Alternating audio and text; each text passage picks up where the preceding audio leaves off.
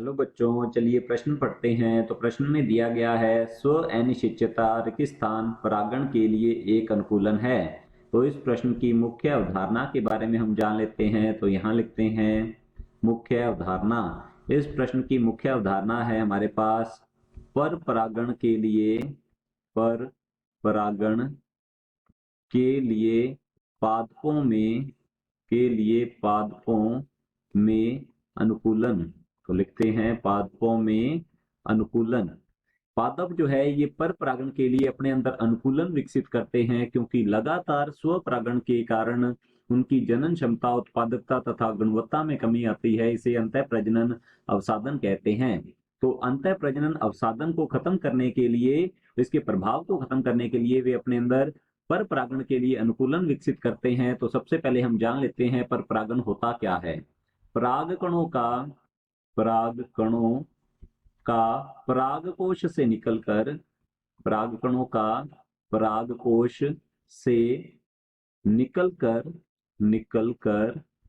अन्य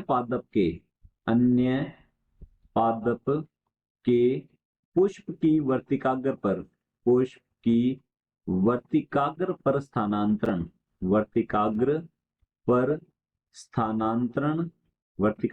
स्थानांतरण को पर परागण कहते हैं। स्थानांतरण को पर परागण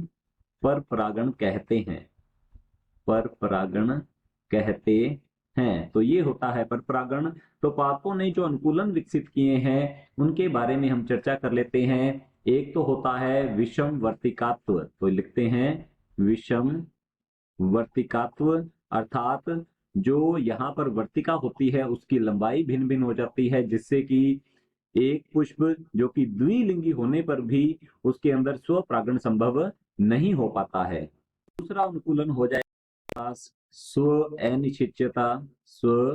अनिश्चितता या फिर इसे स्वबंध्यता के नाम से भी जाना जाता है।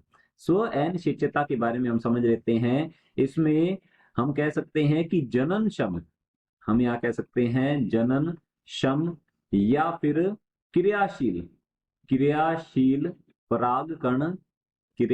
परागकण को उसी पुष्प की, अर्थात जिस पुष्प का ये क्रियाशील या जननक्षम परागकण होता है, उसी पुष्प की वर्तिकाग्र या स्त्री केसर द्वारा अस्वीकृत कर दिया जाता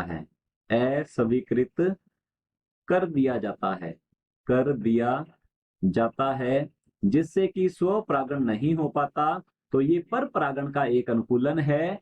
तीसरा हम यहाँ पर लिख सकते हैं एक लिंगी पुष्प उत्पन्न करना।